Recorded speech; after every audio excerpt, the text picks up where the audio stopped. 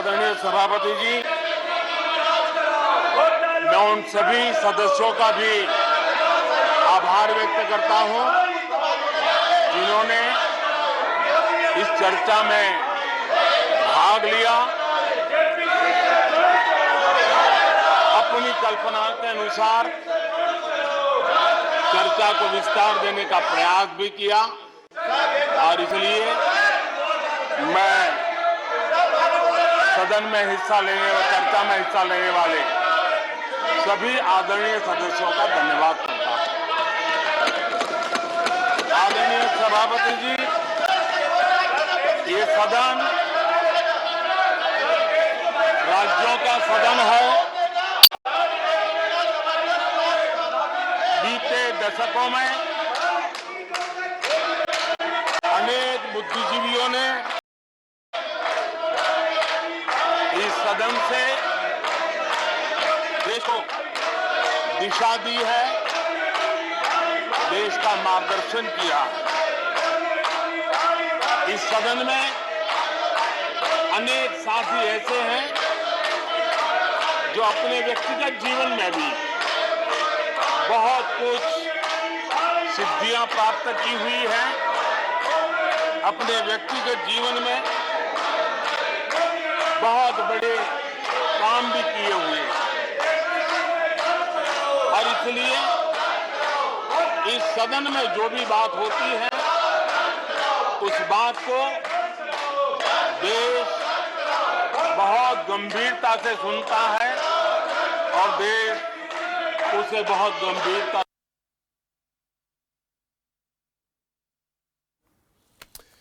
तो राज्यसभा में पीएम मोदी का संबोधन आपने सुना। कल लोकसभा में प्रधानमंत्री नरेंद्र मोदी को आपने सुना था, जहां पर वो शाराना अंदाज में विपक्ष पर निशाना साधते हुए नजर आ रहे थे, जहां राहुल गांधी की तरफ से 45 मिनट का उनका संबोधन चला था। उसका पलटवार करते हुए प्रधानमंत्री नरेंद्र मोदी नजर आए थे और आज भी राज्यसभा में कार्रवाई लगातार जारी है। राष्ट्रपति ने विकसित भारत का रोड मैप जो है वो तैयार किया और तमाम जो है प्रधानमंत्री नरेंद्र मोदी की तरफ से सरकार की उपलब्धियां गिनाई जा रही हैं।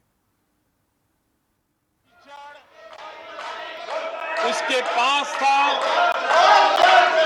कीचड़, उसके पास था मेरे पास गुलाल।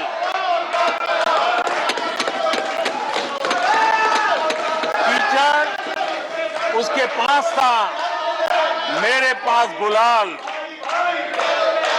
जो भी जिसके पास था उसने दिया उछाल।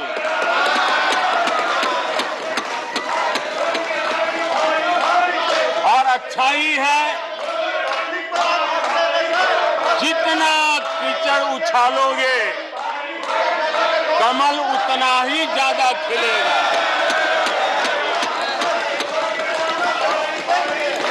और इसलिए कमल खिलाने में आपका प्रत्यक्ष परोक्ष जो भी योगदान है, इसके लिए मैं उनका भी आभार व्यक्त करता हूं।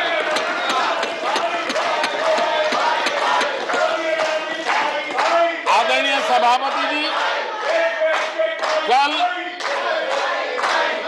विपक्ष के हमारे वरिष्ठ साथी आदरणीय खड़गे जी ने कहा कि हमने 60 साल में मजबूत बुनियाद बना रहे, ऐसा कल आपने कहा। और उनकी शिकायत थी कि बुनियाद तो हमने बनाई और क्रेडिट मोदी ले रहा है। लेकिन आदरणीय सभापति जी, 2014 में आकर के जब मैंने बारीकी से चीजों को बड़ी गहराई से देखने का प्रयास किया, फर्स्ट हैंड इंफॉर्मेशन लेने का प्रयास किया, तो मुझे नजर आया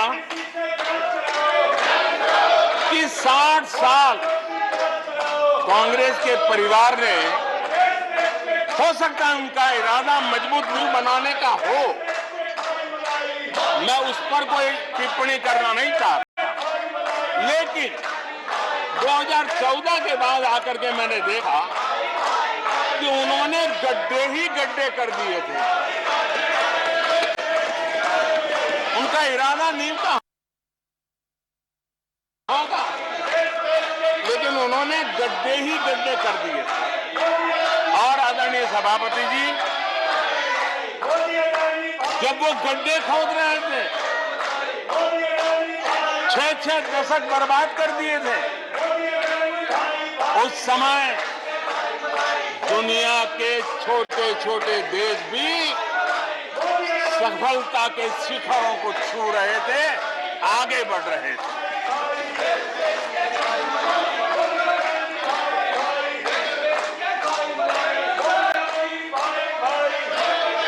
आदरणीय सभापति जी,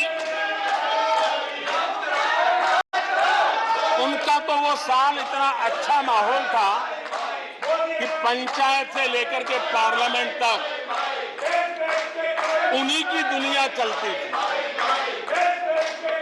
इतना देश भी अनेक आशा अपेक्षाओं के साथ आंख बंद करके उनका समर्थन करता था। लेकिन उन्होंने इस प्रकार की कार्यशैली विकसित की, इस प्रकार का कल्चर विकसित किया कि जिसके कारण वे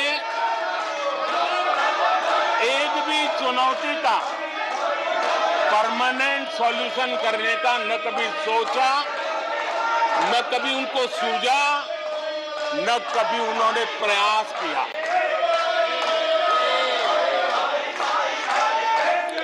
वे बहुत हो हल्ला हो जाता था तो चीजों को छू लेते थे, टोकनिज्म कर लेते थे और फिर आगे चले जाते थे। समस्याओं का समाधान करना ये उनका दायित्व था। देश की जनता समस्याओं से जूझ रही थी, देश की जनता देख रही थी कि समस्या का समाधान कितना बड़ा लाभ कर सकता है, लेकिन उनकी प्रायोरिटीज अलग थी, उनके इरादे अलग थे और उसके कारण किसी भी बात का परमानेंट सॉल्यूशन का प्रयास नहीं किया। आदरणीय सभापति जी, हमारी सरकार की पहचान जो बनी है वो हमारे पुरुषार्थ के कारण बनी है। एक के बाद उठाए गए कदमों के कारण बनी हुई और आज हम परमानेंट सॉल्यूशन की दिशा में आगे बढ़ते रहे हैं। हम एक एक विषय को छू करके भागने वाले लोग नहीं, लेकिन देश की मूलभूत आवश्यकताओं को परमानेंट सॉल्यूशन पर बल देते हुए हम आगे बढ़ रहे हैं। आदरणीय सभापति जी, अगर मैं पानी का ही उदाहरण लूं तो वो जमाना था कि किसी गांव में एक हैंडपंप लगा दिया तो हफ्ते भर उसका उत्सव मनाया जाता था और उस टोकनिज्म से पानी का काम किया करके गाड़ी चलाई जाती थी। कल यहाँ गुजरात का जिक्र कर रहे थे, आप हैरान होंगे,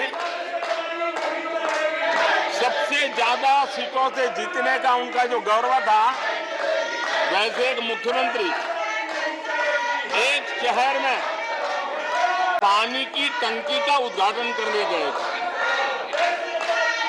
और वो फ्रंट पेज पर हेडलाइन न्यूज था।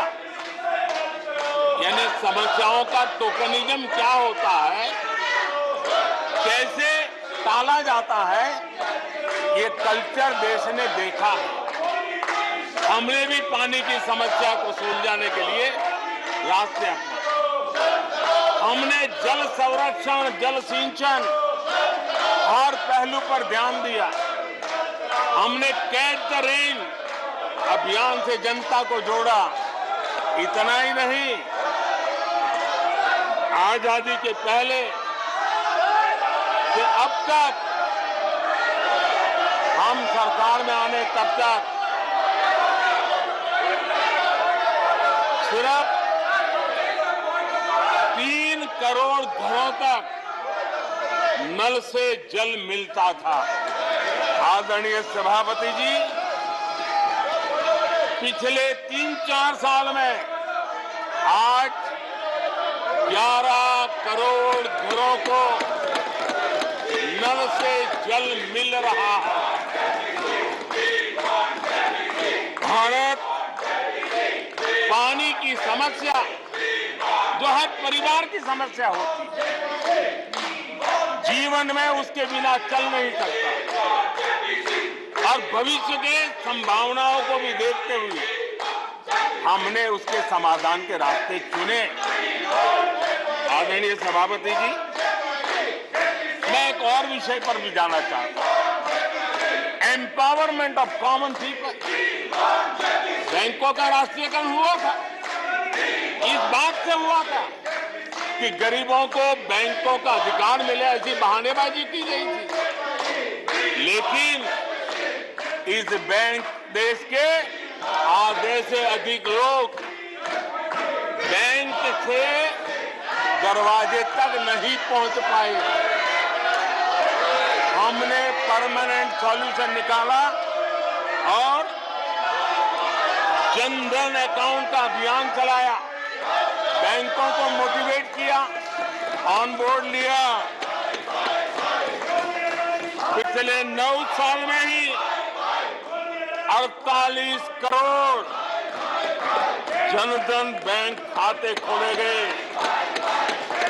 इसमें 32 करोड़ बैंक खाते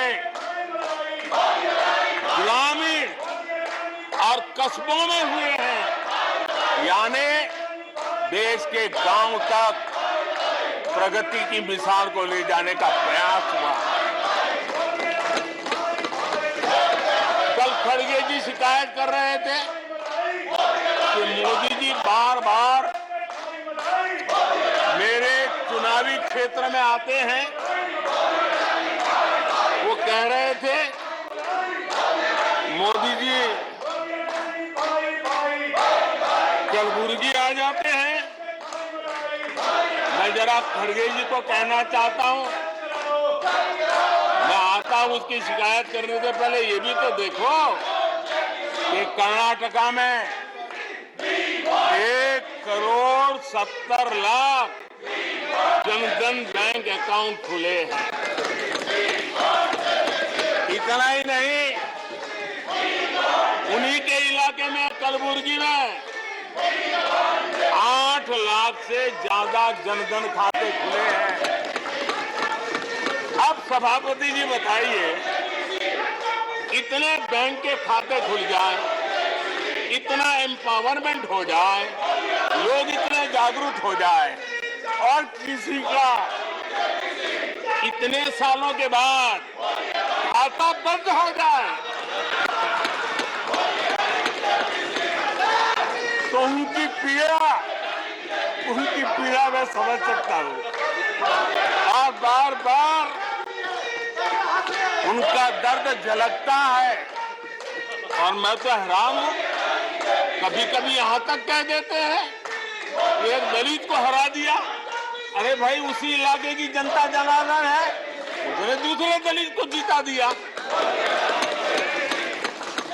अब आपको जनता नकार दे रही है, आपको हटा रही है, आपका खाता बंद कर रही है और आप रोना यहां रो रहे हो। आदरणीय सभापति जी,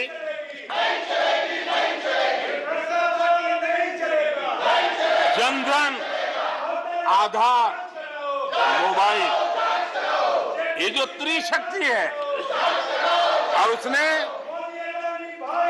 सीधा डायरेक्ट बेनिफिट ट्रांसफर, उस योजना के तहत पिछले कुछ वर्षों में 27 लाख करोड़ रुपया इस देश के नागरिकों के बैंक खातों में ट्रांसफर किया, हितधारकों के खातों में ट्रांसफर किया है। और मुझे खुशी है कि डायरेक्ट बेनिफिट ट्रांसफर, ये टेक्नोलॉजी का उपयोग करने के कारण इस देश के 2 लाख करोड़ रुपए से ज्यादा पैसे जो किसी इकोसिस्टम के गलत हाथों में जाता था वो बच गया है। देश की बहुत बड़ी सेवा की है और मैं जानता हूं जिस इकोसिस्टम के सागरिकों को, केले कपाटों को जो 2 लाख करोड़ की ऐसी फायदे मिलते रहते थे, उनका चिल्लाना भी बहुत स्वाभाविक है।